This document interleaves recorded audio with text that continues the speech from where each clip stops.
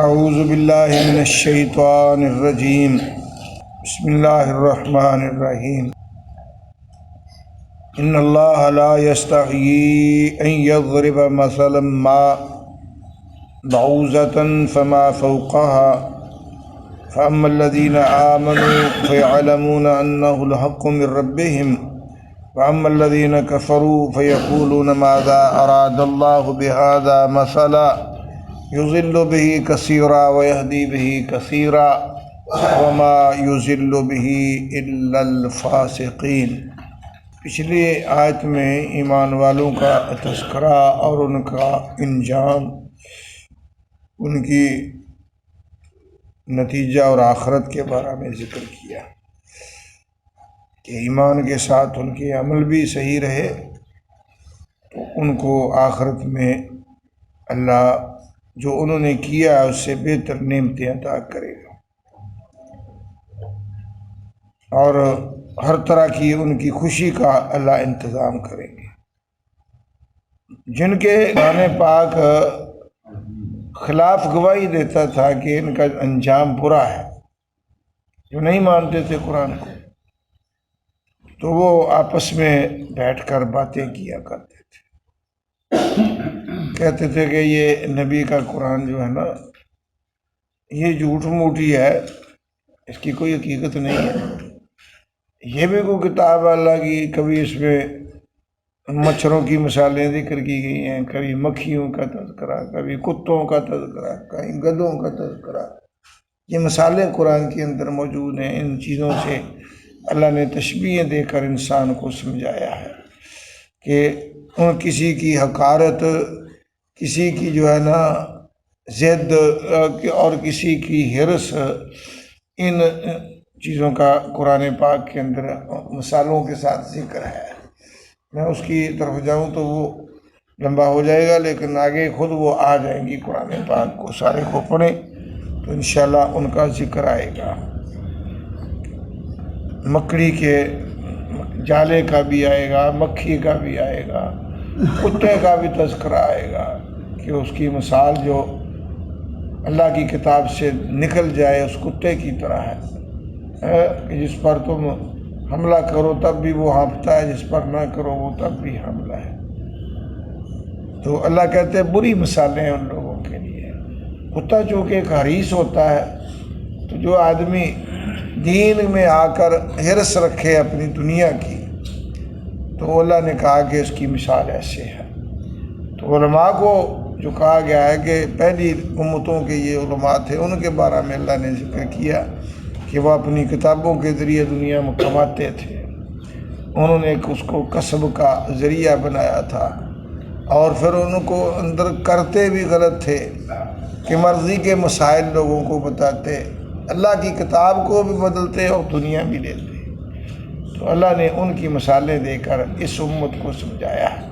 وہ آگے آ جائیں گی۔ جب یہ باتیں کرتے تھے تو اللہ نے ان کی تردید کی، مومنوں کو تسلی دی کہ اللہ تعالیٰ کا جو ایک معاملہ ہے اس کے ساتھ کسی کو کیا نسبت ہے، وہ اس کی مخلوق ہے، کسی کی حقارت میں وہ مثال دے، کسی کی عظمت میں مثال دے، کسی کی ذلت میں، یہ اس کی اپنی مرضی ہے، تمہیں اس میں کیا دخل ہے؟ اور اصل میں تو تمہیں سمجھانا ہے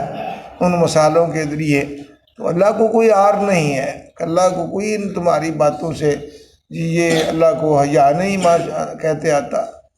ہے کہ حیا ہوتا ہے کہ آدمی اپنی خفت کی وجہ سے جو ہے اپنے آپ کو ندامت کی طرف لے جائے۔ اللہ کہتے ہیں یہ تمہاری غلط سوچیں ہیں۔ وہ اس کا آگے جواب دیا، ان اللہ، بے شک اللہ تعالی، لا یستحیی، نہیں عار محسوس کرتے، نہیں حیا محسوس کرتے، ان یضرب مثلا ما، یہ کہ وہ بیان کریں۔ یہاں یضرب کا معنی کیا ہے؟ بیان کریں۔ ویسے یضرب کا معنی ہوتا ہے مارنا، تو یہ ہے بیان کریں۔ اللہ تعالی کیا بیان کریں؟ مثلا ما، مثال کسی چیز کی بھی، ما معنی کسی چیز کی بھی، بعوضۃً، خواہ وہ مچھر کی ہو، حقارت میں، فما فوقہا یا اس سے اوپر ہو، دونوں طرح ہی ہے، یعنی یعنی قد کاٹ میں عظمت میں بڑی ہو یا حقارت میں بڑی ہو۔ تو اللہ اب عظمت میں بڑی چیزیں بڑی ہیں، آتی ہے، ان کے بھی تذکرے اللہ نے کیے، اللہ کی مخلوق ہے بڑی بڑی۔ حقارت کے اعتبار سے مچھر کا پر لے لے، یعنی مچھر سے بھی چھوٹا حقیر ہے وہ بھی نہیں بنا سکتے۔ اللہ نے ایک جگہ پر کہا ہے مکھی کو پر بھی نہیں بنا سکتے، مکھی کو چھین لے تو اس سے وہ چھڑا نہیں سکتے، اس کی تو چھوٹی سے چھوٹی مخلوقیں بھی، حقیر سے حقیر مخلوق بھی ہے۔ اللہ کو کوئی اس کی آر نہیں ہے کہ وہ ان چیزوں کی مثال دینے میں اس کو محسوس ہو کہ یہ میری مخلوق سے کم ہے، نہیں، اس نے سمجھانے کے لیے جو بھی مرضی ہے اس کی مثال دے دے۔ تم کون ہو ان کو پابندیاں لگانے والے؟ اللہ کو مقصود اس کا تمہیں سمجھانا ہے، اور تم سمجھنے کی بجائے الٹ اس سے جو ہے نا اپنا معنی اخذ کر رہے۔ فَأَمَّا الَّذِينَ آمَنُوا، ہاں جنہوں نے ماننا ہوتا ہے وہ حقیقت تک پہنچ جاتے ہیں۔ فَيَعْلَمُونَ، ان کو تو اس بات کا علم ہوتا ہے کہ أَنَّهُ الْحَقُّ مِن رَّبِّهِمْ، کہ یہ مثالیں ان کے رب کی طرف سے حق ہیں۔ حقیقت میں مبنی ہوتی ہے اللہ کی مثال، وہ ایک وقت کٹی کے لیے نہیں ہوتی، بات کو قوت دینے کے لیے نہیں ہوتی وقتی طور پر، وہ دائمی انسان کے ذہن میں اس بات کو منقش کرنا مقصود ہوتا ہے۔ وَأَمَّا الَّذِينَ كَفَرُوا، اور وہ لوگ جنہوں نے ماننا ہی نہیں ہے، جن کے بارے میں پیچھے آ گیا کہ ختم اللہ علی قلوبہم، اور وہ لوگ جو منکر ہوئے، فیقولون، وہ ایسی باتیں کرتے ہیں، فیقولون، وہ کہتے ہیں، ماذا اراد اللہ بہذا مثلا، اللہ کے کیا ارادے ہیں ان مثالوں سے؟ وہ اللہ کے ارادوں پہ باس کرتے ہیں، تمہیں ان کے ارادوں سے کسی کو، مخلوق کو کیا حق ہے؟ اس مالک کے بارے میں، دنیا کا کوئی بادشاہ ہوتا ہے اس کے بارے میں کسی کو حق نہیں ہوتا، بے شک وہ غلط بھی کہے تو لوگ مانتے ہیں، تو اللہ کے بارے میں جو احکم الحاکمین ہے، کہ تمہیں کس نے یہ اتھارٹی دی ہے کہ اس کے بارے میں، حالانکہ وہ حقیقت بھی ہے۔ یضل بہ کثیرا، گمراہ ہوتے ہیں اس کے ساتھ بہت زیادہ، اور اللہ کی طرف بھی نسبت کر لی جائے تب بھی کوئی نہیں۔ اللہ جو گھٹیا ذہن کے ہوتے ہیں ان کو اللہ گمراہ کر دیتے ہیں ایسی مثالوں سے، وہ اس مثالیں ان کی تھی تو ہدایت کے لیے تھی، وہ گمراہ ہو جاتے ہیں۔ وَيَهْدِي بِهِ كَثِيرًا، اور ہدایت پہ آتے ہیں بڑے لوگ جن کو اللہ نے کو فہم دی ہوتی ہے، سمجھ دی ہوتی ہے، صحیح عقل کام کرتی ہے، ان کی سوچ مثبت ہوتی ہے۔ یہ سوچ کا بڑا کردار ہے انسان کی زندگی میں، سوچیں مثبت ہوں تو خیالات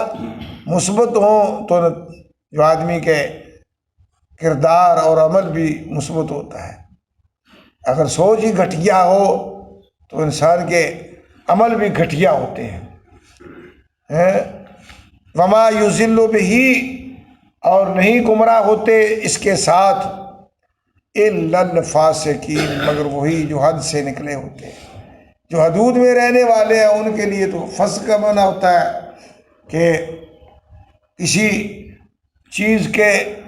جو چھلکا ہے اس کو اتار دیا جائے، درمیان سے جو گٹھلی نکلتی ہے، نکالی جاتی ہے، اس کو کہتے ہیں۔ اور اسی طرح قرآن میں کہا ہے فَفَسَقَ عَنْ أَمْرِ رَبِّهِ، شیطان کے بارے میں، وہ نکل گیا اپنے رب کے حکم سے، جس طرح گٹھلی نکلتی ہے اپنے چھلکے سے، اس کو فسق کہتے ہیں۔ فسق الا الفاسقین، مگر وہ لوگ جو حدود سے نکلے ہوئے ہوتے ہیں، ایک حد کے اندر رہنے والا، اللہ نے اس کی باؤنڈری لائن لگائی ہے کہ یہ تلک حدود اللہ کہہ کر، کہ یہ تیرے لیے حدود ہیں، حلال حرام میں بھی، جائز ناجائز میں بھی، رشتوں میں بھی، کھانے پینے میں بھی، یا جہاں ایسے معاملات آئیں گے تو وہاں یہ باؤنڈری لگائیں گے کہ تلک حدود اللہ،